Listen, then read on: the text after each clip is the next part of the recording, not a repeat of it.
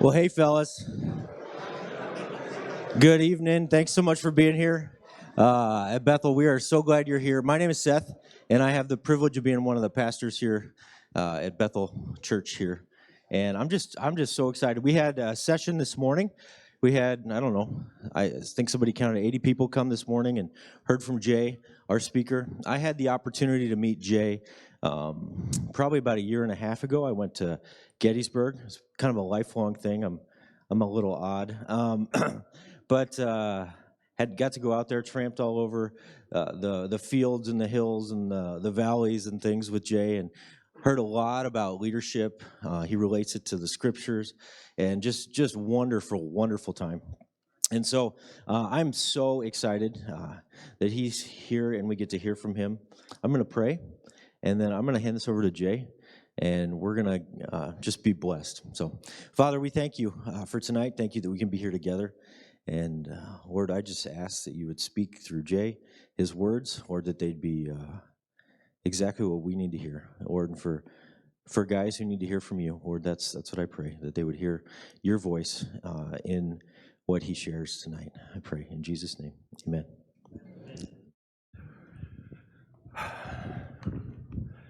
What a privilege to be in Fairmont. Lori and I, for the last 25 years, have been traveling to Gettysburg, Pennsylvania.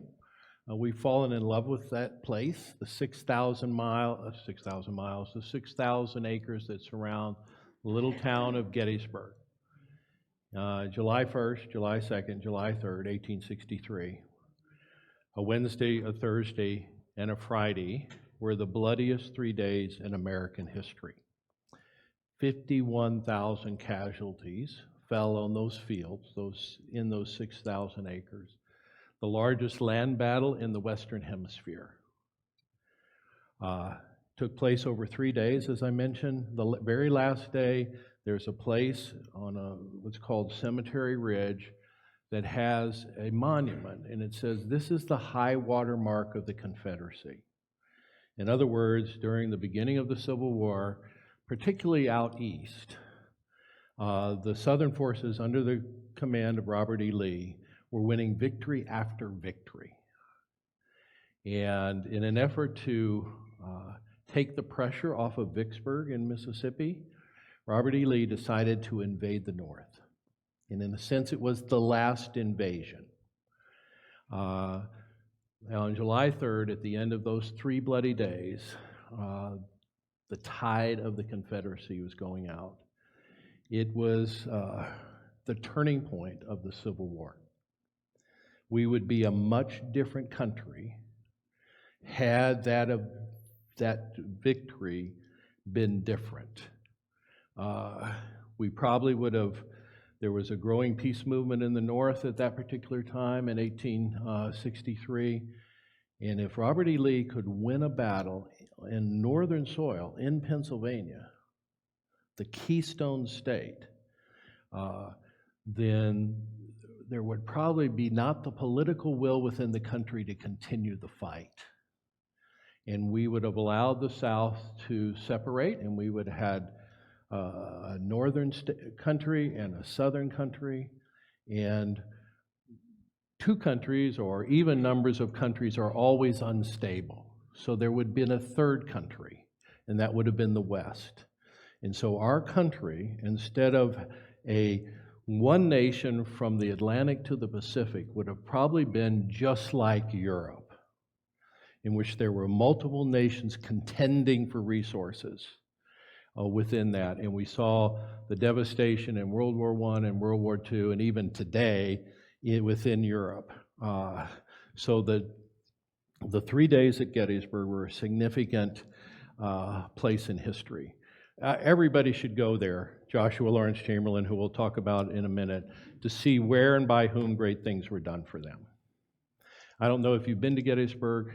I'm jealous for you to go. Starbucks has and I haven't seen it recently, but Starbucks has a sign that says, "Every geography has a taste."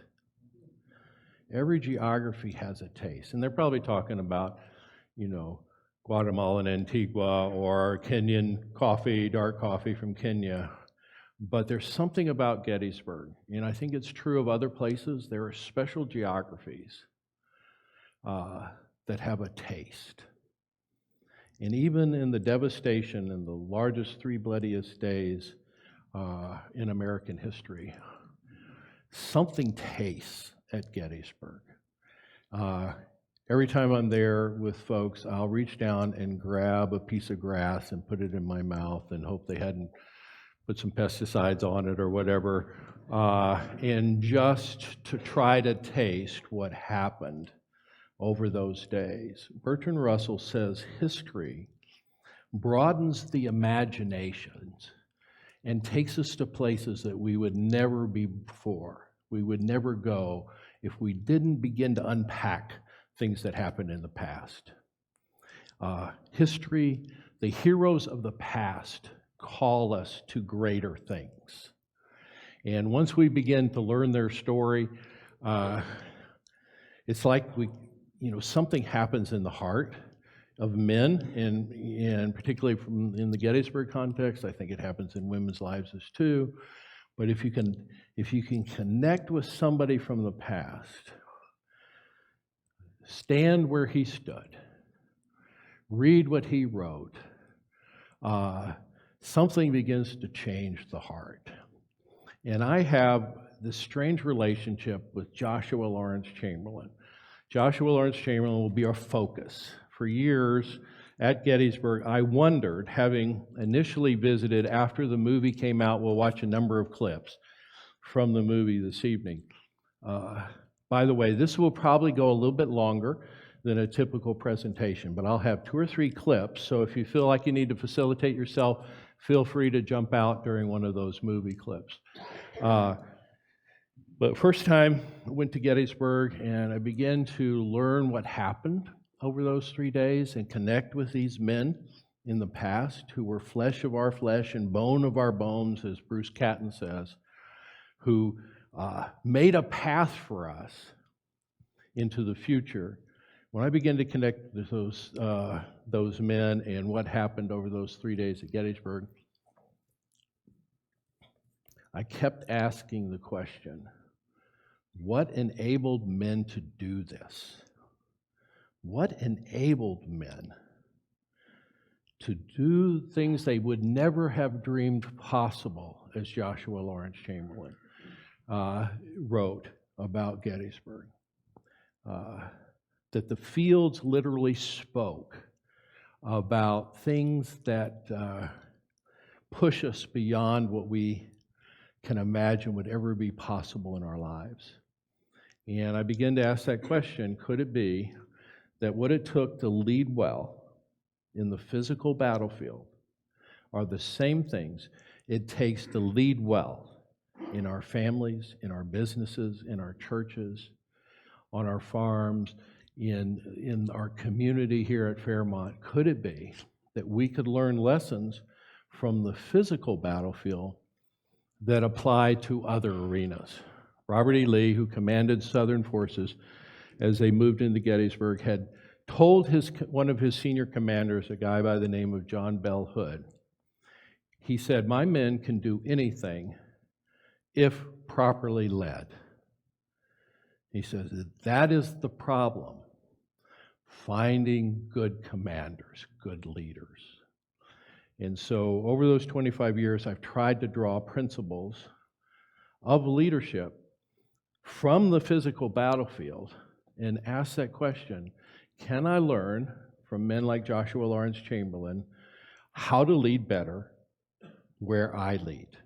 And I'm convinced you can. I'm going to try to convince you tonight that the things that Joshua Lawrence Chamberlain had in mind as he led the 20th Maine, the 20th Regiment from Maine, in the Battle of Gettysburg, that those are the same things that if you and I are going to lead in the fog of war, in the confusion of the lives that we live and the challenges we live, if we could understand how to lead better, then maybe Chamberlain, who led in this completely chaotic conditions of the 3 days at Gettysburg. Maybe we'll be better leaders too. And that's my goal. Joshua Lawrence Chamberlain was a professor at Bowdoin College prior to the war. He was committed Christ follower. He was opposed to slavery, and he realized that good men have to leave their positions, their safe positions, if they are going to bring real change. Harriet Beecher Stowe, who wrote Uncle Tom's Cabin, her husband was a fellow professor at Bowdoin College. And while Harriet Beecher Stowe was writing Uncle Tom's Cabin, she would read drafts in the living room of Joshua Lawrence Chamberlain. They would gather and she would read those chapters. And when that book was put together, it made America aware of this injustice that existed. In fact, when Abraham Lincoln saw Harriet Beecher Stowe, she's like about that tall, this little lady. And he meets her for the first time and realizes that she wrote Uncle Tom's Cabin. And she says, "Oh, you're the little lady that caused this great big war," because of the power of the story that she told. Well, Chamberlain heard it from her, and he was moved because of his commitment to Jesus Christ. Okay, he's hero of the Little Round Top, wins the Medal of Honor there on July 2nd, and we'll see some scenes from that this evening. He was wounded 6 times. The final time he was wounded was outside of Petersburg after the Battle of Gettysburg in 1864. He is leading his men forward against the Confederate position, and he's shot kind of right in this area. So the midsection, during the Civil War, if you were shot in the midsection, there's a good chance you wouldn't survive. And if you're shot in the arm, they'd amputate. If you're shot in the leg, they would amputate. But if you're shot in the midsection, medicine and the safety and the misunderstanding of germs and stuff, you were pretty much destined. He is shot right in the midsection. The bullet runs around in here in his groin area. And he's in a hospital, and he asks for a piece of paper so that he can write to his wife, Fanny, back in May. And this is what he wrote.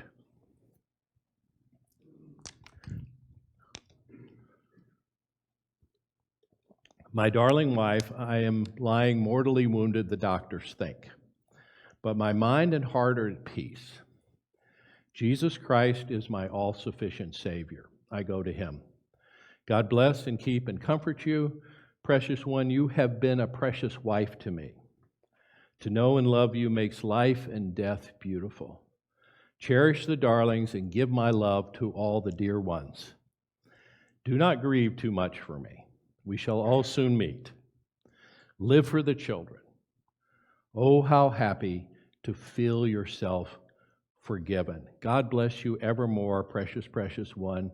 Ever yours, Lawrence." That note gets back to Fanny. She immediately jumps on a train down to Petersburg. By the time she gets there, Joshua Lawrence Chamberlain is still alive because his brother, who had fought side by side with him, convinced doctors, Union surgeons, to try some experimental surgery to reconnect the plumbing down below. And it was successful. He would have, for the rest of his life, though, he would have to relieve himself through a catheter. And my grandson was born with bladder exstrophy, which is something that your bladder is born outside your body. If some of you are doctors, you're probably familiar, 1 in 50,000 people. All his life, will have to relieve himself through a catheter. And it has been a very discouraging thing for him until he heard this story about one of the heroes out of the past that was calling to him.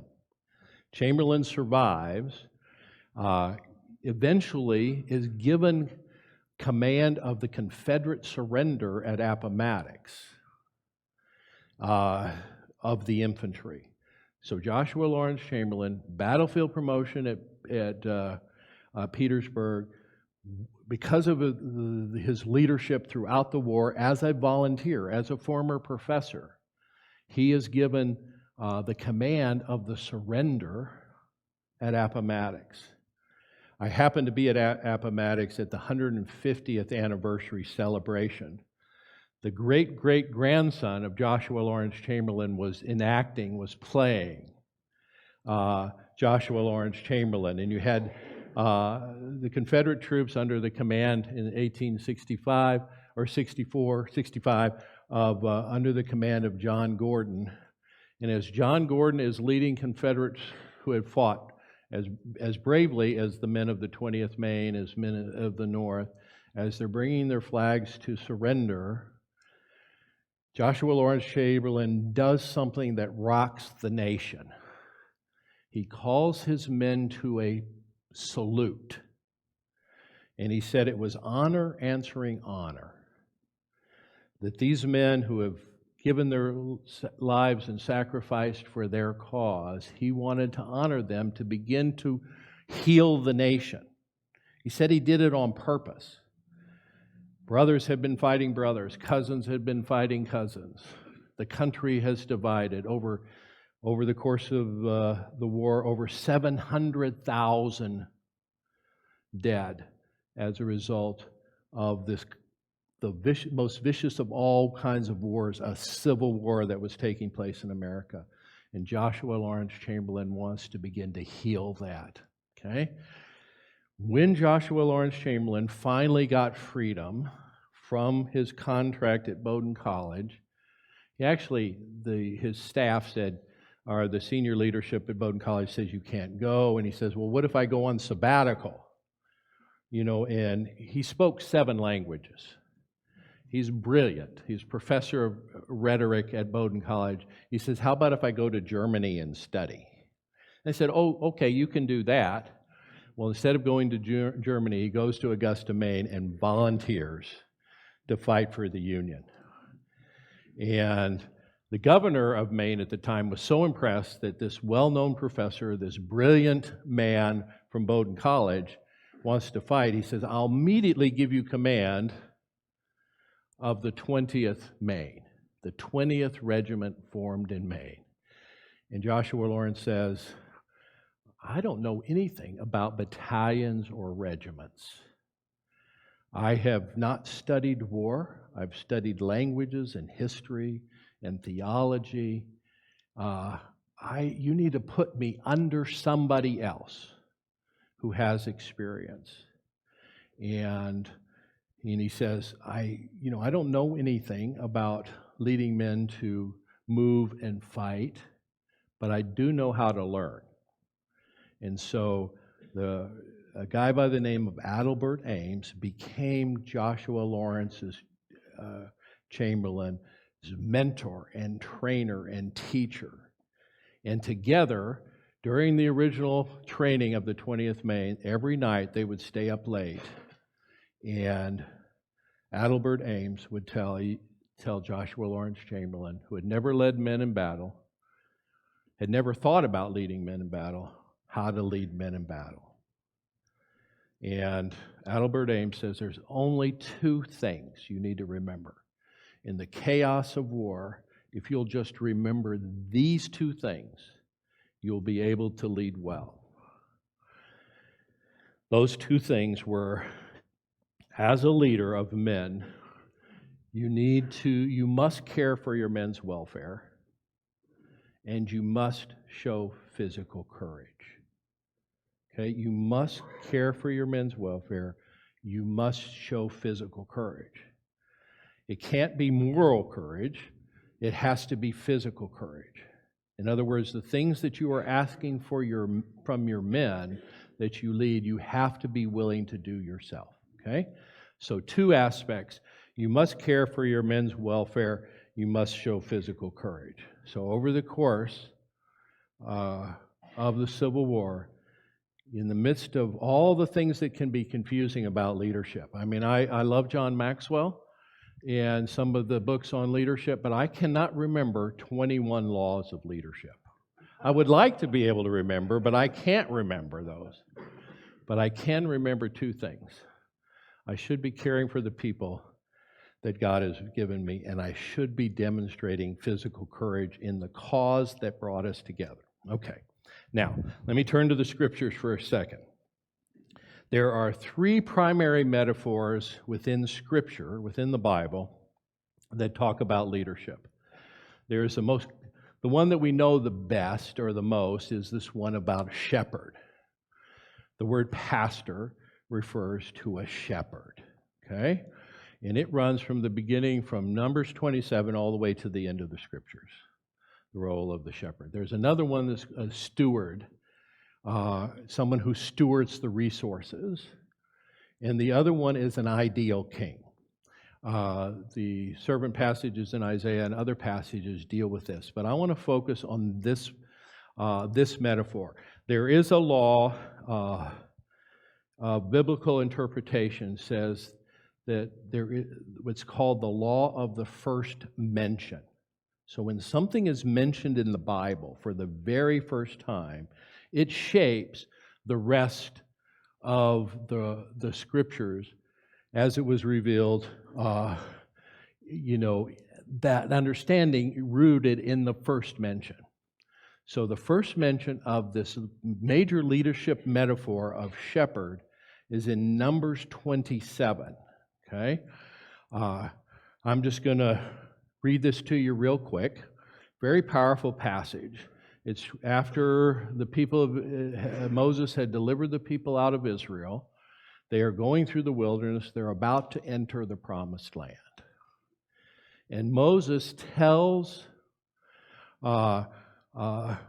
is told by the Lord, because of something that happened during the wilderness, that he was not going to get to go and lead the people. Okay? That's what this first paragraph is referring to. The Lord said to Moses, "Go up into this mountain of Abraham and see the land that I have given the people Israel. When you have seen it, you will be gathered to your people as your brother Aaron was, because you rebelled against my word in the wilderness of Zin, when the congregation quarreled, failing to uphold me as holy at the waters before their eyes. These were the waters of Meribah Kadesh in the wilderness of Zin." Real briefly, the people of Israel are complaining because they're out of water. And God tells Moses and Aaron to go to this rock face and speak to the rock. And by speaking to the rock, God would provide water for all the people. Well, Moses and Aaron are pretty frustrated with the people. And so they go and they stand before the rock, and Moses says, "Shall Aaron and I bring forth water for you?" And he takes the rod of the Lord and he strikes the rock. And amazingly, the water flows from it. And then the Lord pulls Moses and Aaron, why did you claim glory for yourself, not treat me as holy before the people by saying you would bring forth water from the rock? And one of the scary things about all this, and I don't have time to go into it, is that good things might happen in the exercise of our leadership gifts, even when we ourselves are in disobedience to the Lord or to the way we should lead. Okay? But what's so beautiful about Moses, which makes him a great leader, and this is where I want to focus, is what Moses says next. And Moses spoke to the Lord, saying, "Let the Lord, the God of the spirits of all flesh, appoint a man over the congregation, one who shall go out before them and come in before them, who shall lead them out and bring them in, so that the congregation of the Lord may not be like sheep without a shepherd." First mention of this idea of leaders having shepherds. And Moses is concerned that the people might not have a shepherd.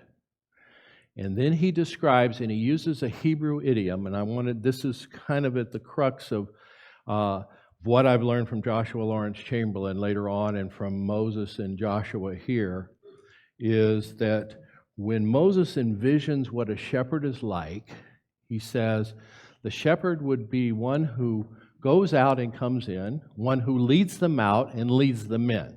Okay? And I know it doesn't, unless we know the Hebrew idiom, it doesn't really make sense. Moses, in the Hebrew, here, Moses refers to this person, this shepherd that God would put over the congregation would be one who would go out and come in. It uses two very simple Hebrew verbs to go out that door and to come in. Okay? And then in the next line, it says in this translation, who shall lead them out and bring them in. It repeats those same two verbs, but it uses what's called in Hebrew a hifel prefix. All of this is not so important, but what the hifel prefix says means it takes a verb and it makes it to cause. Okay? This person who goes out and comes in is a person who will cause them to go out and cause them to come in. And that's how Moses describes this person who would shepherd the people of Israel. We need to find someone who will cause them to go out and cause them to come in. Okay, great. Where are they going out to and where are they coming into? When we look at other uses of this passage or of this particular idiom, the clearest one is in 1 Samuel 18. Let me just read this to you and you can see the idiom within this passage. So David went out wherever Saul sent him and prospered, and Saul set him over the men of war. And it was pleasing in the sight of all people and also in the sight of Saul's servants. It happened as they were coming in, when David returned from killing the Philistine, that the women came out of all the cities of Israel singing and dancing to meet King Saul with tambourines, with joy, and with musical instruments. The women sang as they played and say, Saul has slain his 1,000 and David his 10,000. Now Saul was afraid of David, for the Lord was with him, but had departed from Saul. Therefore Saul removed him from his presence and appointed David a commander of 1,000. Okay. And David went out and came in before the people. David was prospering in all his ways, for the Lord was with him. When Saul saw that he was prospering greatly, he dreaded him. But all Israel and Judah loved David because he caused them to go out and he caused them to come in. Okay? So where are they going out to? They're going out to do battle with the Philistines. They're going out to pursue what the Lord had commanded them. Where are they coming into? They're coming back in to a place to safety. They're coming back into the city where the women are writing poetry and singing songs, where the wounded are being healed, where they're being fed, where they're being nourished. They're coming back into a place of community and caring and celebration. And then they would go out again to do battle against the enemy. Okay? So that's where this metaphor. So when we think about leadership, you and I, in our families, in our businesses, we have, in our teams that we lead, we have two responsibilities: to cause people to come in to a place of community, caring, and celebration, and to cause people to go out, to lead them out into the battle. Okay. Now, all Israel and Judah loved David because he did these two things. Joshua Lawrence Chamberlain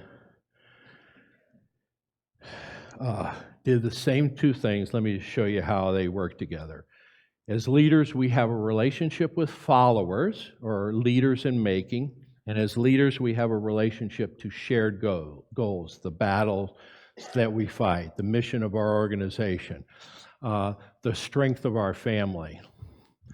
Joshua Lawrence Chamberlain was told by Adelbert Ames that if you're going to lead well, your primary relationship with those that you lead, your followers, is to care for them, to cause them to come into a place of community, caring, and celebration. Okay?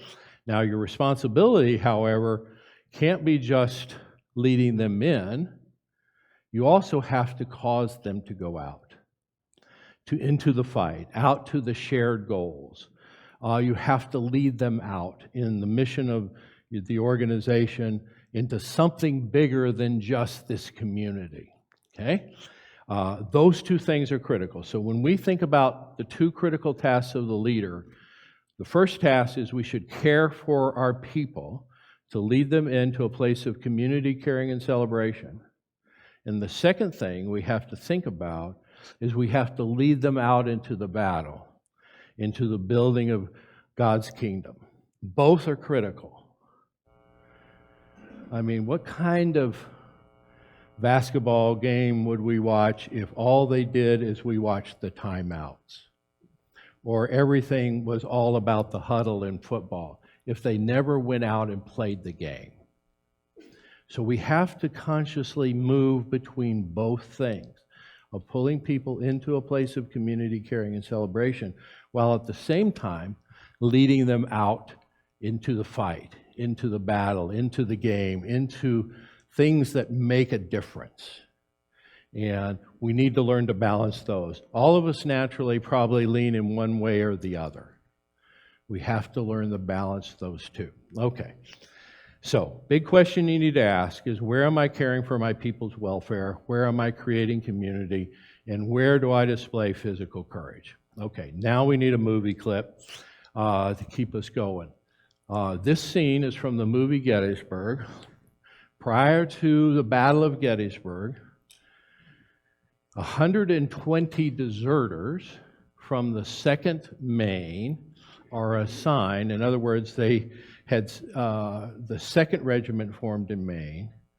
They had originally thought they were signing 2-year papers, but 120 of those men had signed 3-year papers. Okay? En route to Gettysburg, those mutineers or deserters of the 2nd Maine are assigned to the 20th Maine. Okay? This happens actually a couple weeks prior to the Battle of Gettysburg.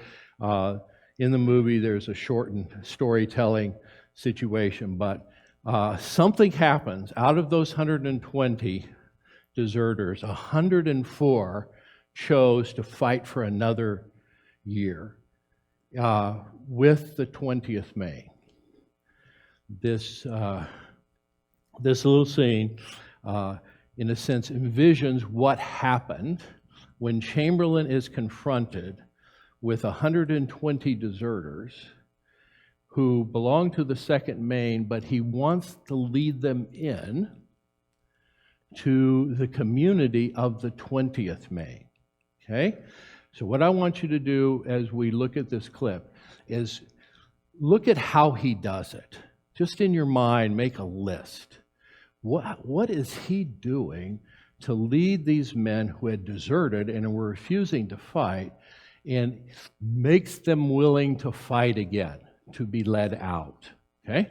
So I want you to look for that.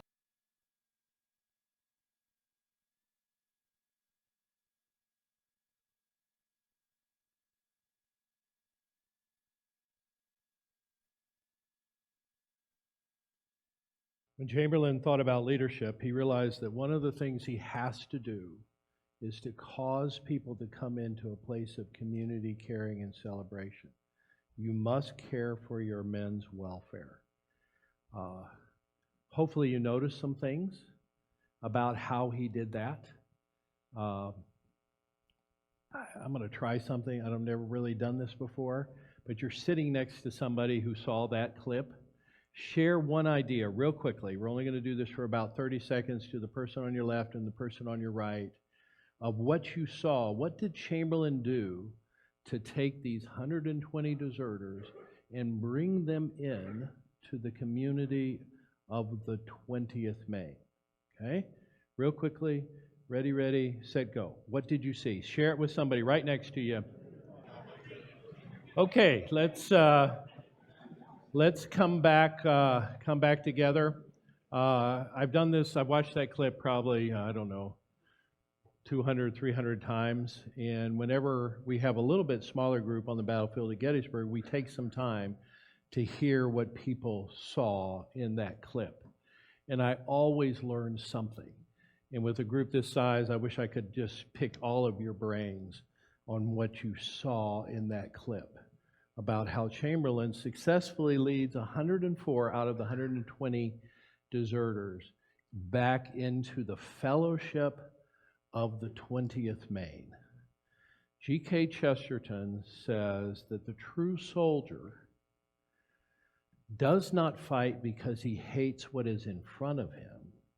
He fights because he loves who is next to him. And one of the things I've learned over and over about battlefield leadership, it is the community that matters. It is the company of friends. If you and I are going to lead, we're going to have to be able to pull them in to the sense of comradeship, the sense of friendship, the sense of connection in which we care for one another. And Chamberlain just does a powerful job of doing that, and he lived it out through his whole life. And that's one of the reasons why his men would be so courageous, okay? Because he had learned that it's not just the personal courage that he displays on the physical battlefield. It's his ability to build a company of friends, to invite people into this community. Many of you young people, I know you're on athletic teams. It is so fun to be on a team in which you connect and have each other's backs. I don't know, I know we're missing some of the Final Four. I graduated from Auburn, so don't tell me if it's a bad thing that's going on right now. But you know, when you see the guys gather after, what do they talk about it? We care for each other. What makes them effective in the fight, on the battlefield, on the court? It was that relationship that was forged. And so as we lead, some of you young people are certainly on athletic teams or in other groups, it is this leading in that becomes a critical aspect of all leadership. But it can't end there, because you have to play the game. You have to get out there, out of the huddle, out of the timeout, and pursue the cause that you were called to. And the same thing was true in the Civil War. It's a standard phrase, and it exists today, is that men join the fight because they believe in the cause. But they stay in the fight because they love the people they're fighting with. And that's what makes them courageous. Many of these units, as you'll see, and we'll show a clip here of the 15th Alabama that would charge against Chamberlain's position on Little Round Top. These men, we're focused on Chamberlain, but the story of the 15th Alabama is an unbelievable story.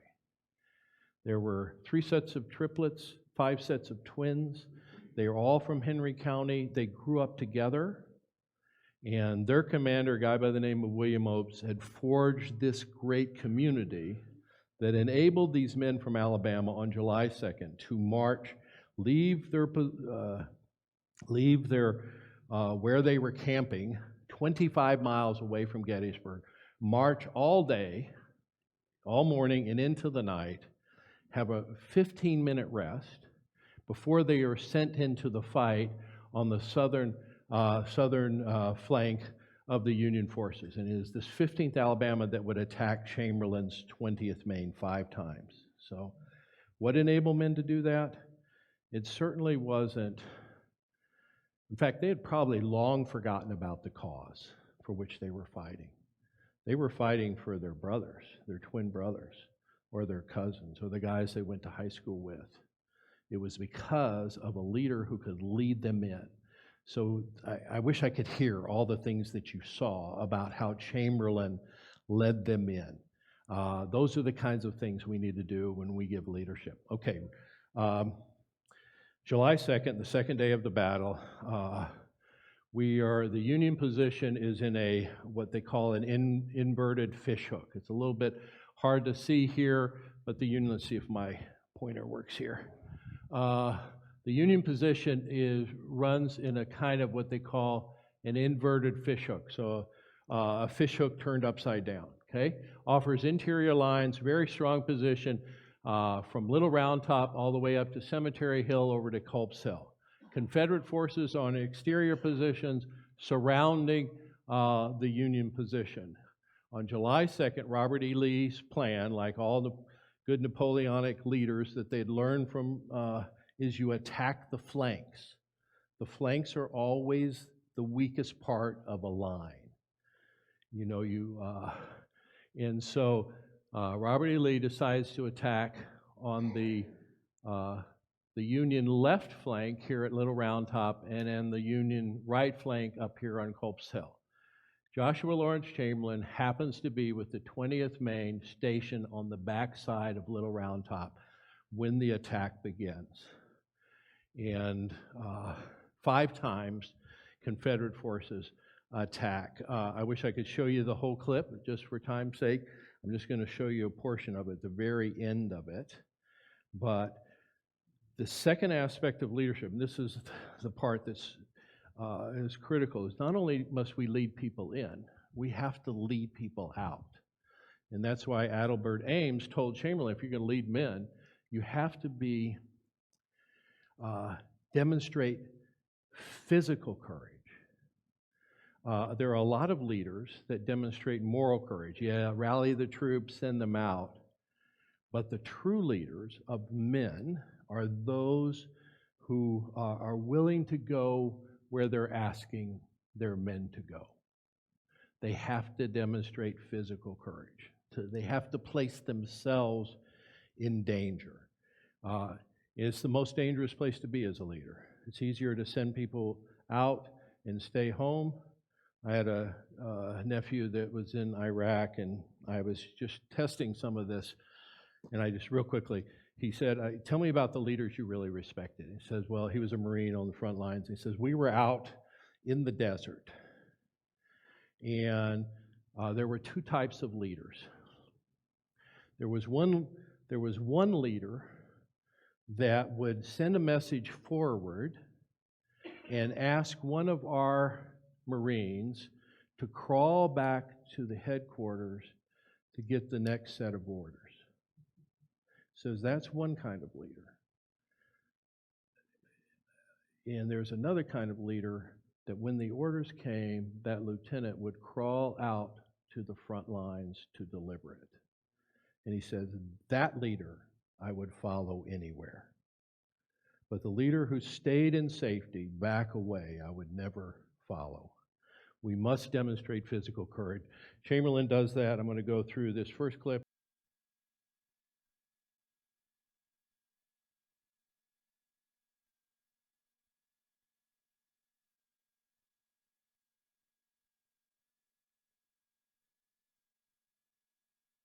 This last scene there with Kilrain was actually, the movie brought a scene from later on in Chamberlain's career as a leader on the Civil War battlefield.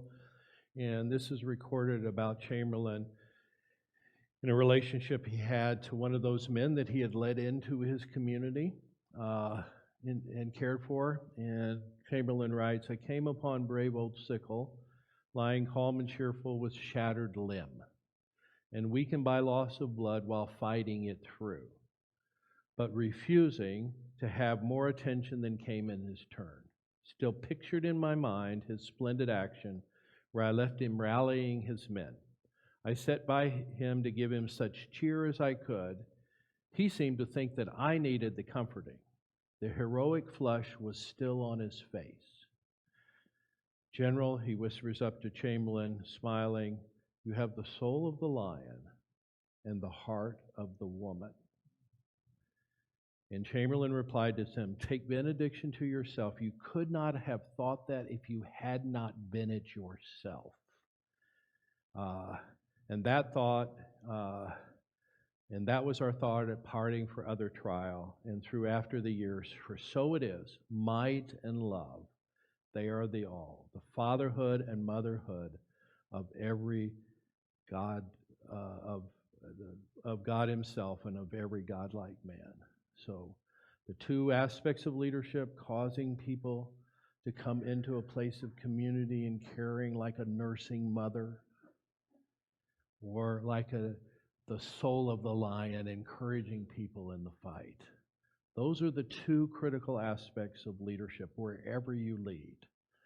A number of years ago, Chamberlain would win the Medal of Honor for his defense of Little Round Top, but he wasn't the only one who won the Medal of Honor. There was a man by the name of Andrew Tozier, and Andrew Tozier was the flag bearer. You saw the scenes of the flag. He was the flag bearer of the 20th Maine. And in Civil War fighting, the flag is the visible means by which the unit stays aligned, because there's so much noise. You can't hear the command even to charge. So you just follow the flag, a very critical role. So Andrew Tozier was the flag bearer, and Chamberlain records in his after-action report, looking through the smoke and haze, and there at the bent back line stood Andrew Tozier, holding the flag. And while he's holding the flag, the rest of the honor guard has been shot away. He's picking up and firing his weapon. And then when Chamberlain orders a charge, he and Chamberlain go together down the hill leading that charge, that bayonet charge. Andrew Tozier was one of the deserters of the 2nd Maine. And in order to lead those deserters back into the 20th Maine, Chamberlain chose Andrew Tozier to carry the flag, the new flag of the 20th Maine. And this deserter, this mutineer, demonstrates courage and wins the Medal of Honor carrying a new flag because Chamberlain led him in. Many years ago, Lori and I were in Maine, and Andrew Tozier is buried in a cemetery outside of Litchfield, Maine. And I knew this story of him winning the Medal of Honor, and I wanted to see the grave. And so we eventually found, and it took hours in this huge graveyard to finally find it. There it is, Andrew Tozier, Medal of Honor winner at Gettysburg, and he lived for many years after the war. But after the war, this is the rest of the story. After the war, towards the end of the war, he had been wounded.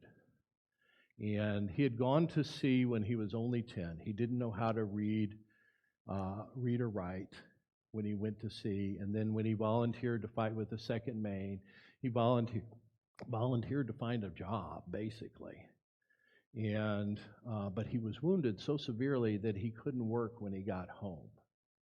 And he had been wounded later on in the war.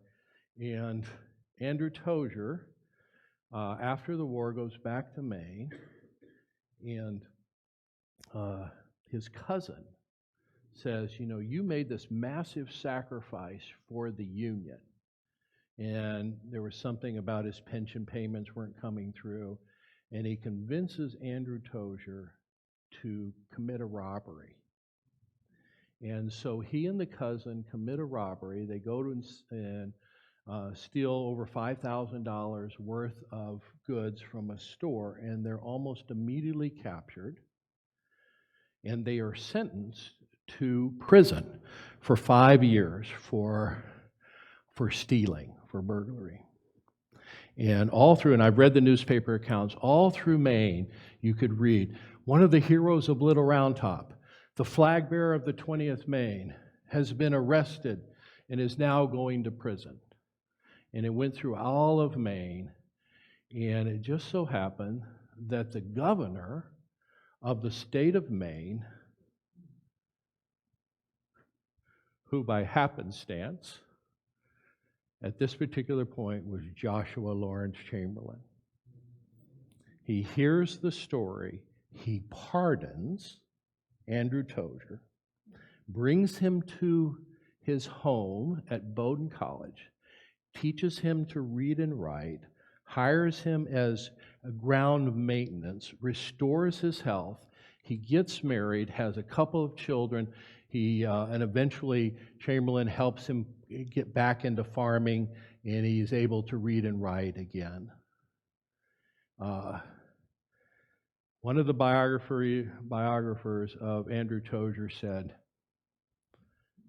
Andrew Tozier was always a better man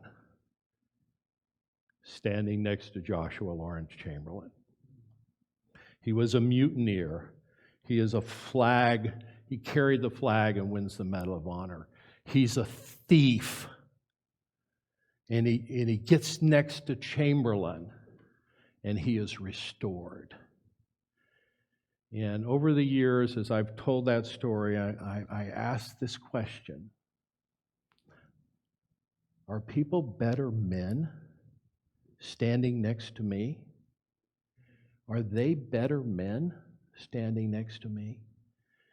Chamberlain understood these two things: to be the soul of the lion and the heart of the woman, to lead people into a community of caring and celebration, and to be courageous like a lion and lead them out into battle. If you and I do those things, people will be better men standing next to us. They'll be better men standing next to us. And just the reality is that all of us live, as broken people in a broken down world. We're not all we can be. But I think one of the messages of the men who have sponsored this time together is that you and I can become better men the closer we stand to Jesus Christ. Jesus Christ will make us better men, because he did exactly the same thing. He leads people out of love and sacrifice into a new community, into a new destiny, into a new calling. And he willingly gives his life for us. And even he says, greater love hath no man than this, than he gives his life for his friends. And then the next line, and you are my friends. And you are my friends. And maybe we could be men like that. Maybe the voices of heroes out of the past will call us to be the kind of men that those standing next to us will be better men. Wouldn't that be great? And we need some help to do that, so the closest we can get to the Joshua Chamberlain, the other JC, Jesus Christ, if we can get close to him, God promises to do that.